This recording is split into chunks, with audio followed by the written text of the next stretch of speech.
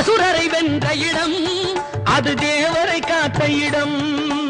ஆவணி மாசையிலும் வரும் ஐப்பசி திங்களிலும் அன்பர் திருநாள் காணும் இடம், அன்பர் திருநாள் காணும் இடம்.